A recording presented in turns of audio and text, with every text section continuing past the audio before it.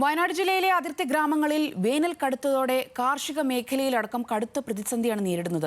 വേനൽ മഴ ലഭിച്ചില്ലെങ്കിൽ കുടിവെള്ളക്ഷാമം അടക്കമുള്ള ബുദ്ധിമുട്ടുകൾ നേരിടേണ്ടി വരുമെന്ന് പ്രദേശത്തെ ജനങ്ങൾ പറയുന്നു.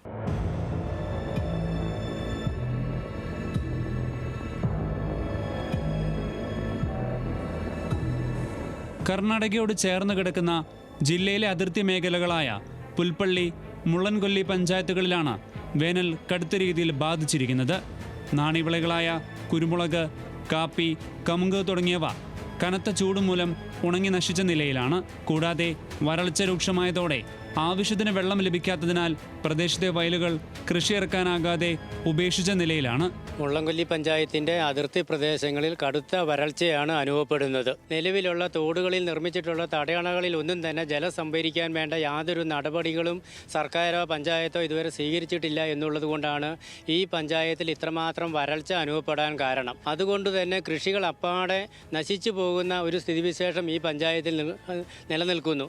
അതുകൊണ്ട് തന്നെ കർഷകർ വലിയ നഷ്ടം അനുഭവിക്കേണ്ട സ്ഥിതിവിശേഷമാണ് ഈ പഞ്ചായത്തിൽ അനുഭവിക്കുന്നത്. താൽക്കാലികമായി കബനി നദിയിൽ തടയണ നിർമ്മിച്ച് വരൾച്ചയെ നേരിടാൻ ശ്രമിക്കുന്നുണ്ടെങ്കിലും വേനൽ മഴ ലഭിച്ചില്ലെങ്കിൽ കുടിവെള്ളം പോലും ലഭിക്കാത്ത അവസ്ഥയുണ്ടാകുമെന്ന് പ്രദേശവാസികൾ പറയുന്നു.